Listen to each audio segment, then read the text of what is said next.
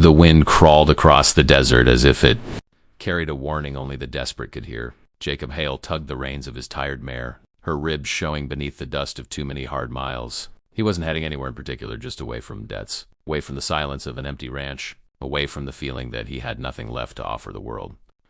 But fate didn't care about a man's plans, especially when he believed he had none. A thin, frightened cry drifted through the sagebrush, cutting through the quiet like a blade. Jacob froze. It wasn't the cry of an animal. It was human young, afraid. He dropped from his saddle and moved toward the sound, one hand instinctively hovering near the worn handle of his knife. The cry came again, softer this time, almost swallowed by the wind. Jacob pushed aside a low branch and found the ravine. Two young Apache women huddled beneath a fallen juniper, their ankles scraped and wrists bruised from rope. They looked up with a mix of defiance and terror. The resemblance between them was unmistakable. Twins, barely into womanhood, their long hair tangled, their breaths trembling. Jacob raised his hand slowly to show he meant no harm. "Easy," he said gently. "Who did this to you?" The girl with the small scar on her cheek spoke first. "The war chief's sons," she whispered. "We ran when they said we must marry them by sundown. Forced marriage. In these territories, it was more than tradition. It was authority carved into bone." Jacob felt anger simmer beneath his ribs. He unhooked his canteen and offered it. They hesitated, but accepted, drinking greedily despite shaking hands. "I'll get you somewhere safe," he murmured. The other twin shook her head. "There is no save. If we return alone, the council will still force it." Jacob knew she was right. Customs ran deeper than fear. But he couldn't turn away and pretend he hadn't seen them. Before he could speak again, a rumble of hooves rolled across the ridge above. 4 riders appeared, silhouettes against the sun, closing fast. The twins flinched. Jacob moved without thinking, stepping in front of them, planting himself between their trembling bodies and the approaching warriors. He had no weapon, no plan, no chance. But he stood there anyway, because sometimes a man with nothing can give more than anyone expects simply by refusing to move. Here is episode 2 expanded to 400 words with no subheadings. No breaks, no bullet points. Dust swirled around the riders as they descended the slope, their shadows long and sharp in the afternoon sun. Jacob felt the twins trembling behind him, their breath catching with every hoofbeat. He could feel the fear rolling off them, a tight, silent plea that pressed hard against his spine. The Apache warriors circled, stopping so close he could see the stitching on their boots. At their center stood Shaitan, broad-shouldered, painted in ochre and black, the authority of a chief's son stamped into every line of his face. His eyes locked onto Jacob with a cold, unblinking intensity. "Move aside, rancher," he ordered, his voice low but carrying. "The twins belong to us. Their marriage is decided."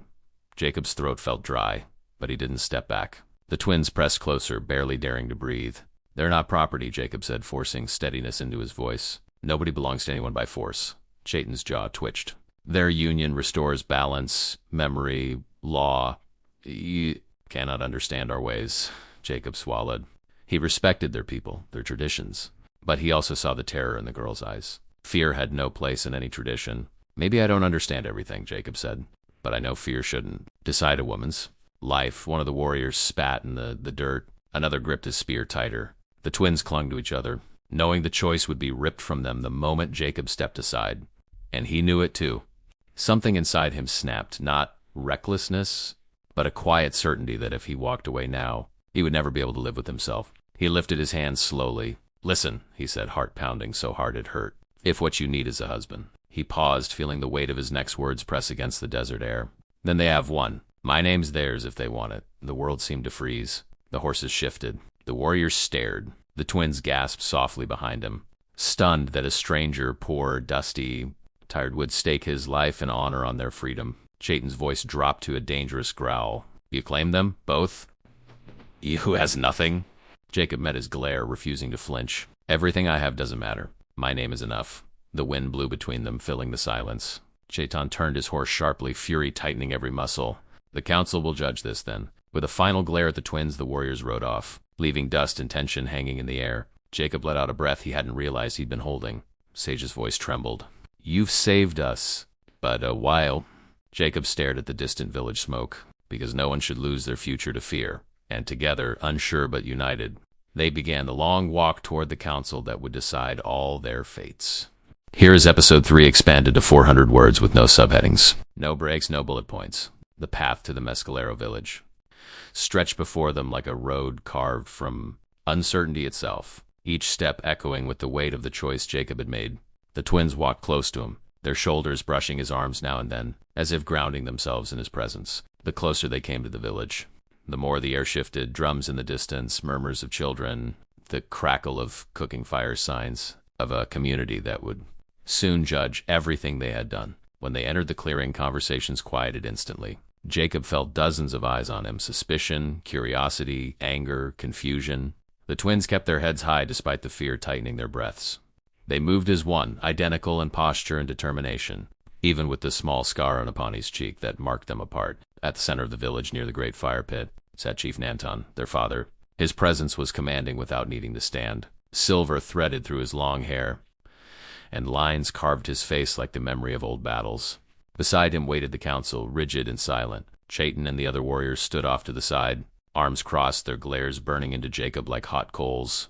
Nanton's gaze traveled over the three of them, lingering on Jacob's worn boots, dust-covered clothes, and the protective way he positioned himself slightly ahead of the girls. "My daughters return," he said, his voice calm but heavy. "And a white rancher walks with them," explained Jacob, bowed his head out of respect, though his stomach twisted. "I brought them back safe, and I offered them my name so they would not be forced into a match they did not choose." The crowd murmured, some shocked, others thoughtful. Siege stepped forward, her voice steady even as her hand shook. "Father, the choice should be ours. We fled because we feared a life decided by force, not by our hearts," Apani added softly. "And he protected us when no one else would." Chaitin's frustration broke through in a sharp gesture. "He insults our ways. He claims them only to defy us." But Nanton raised a hand, silencing him. His eyes moved between his daughters, searching, weighing their truth. "Do you accept his protection freely?" The twins nodded with a certainty that surprised even them. For a long moment the chief was silent, letting the fire crackle between them.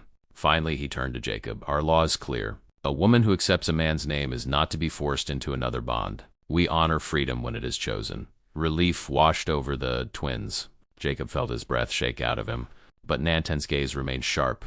"Rancher, you carry this responsibility now, not as ownership, but as shield. Protect them with the same honesty you showed today."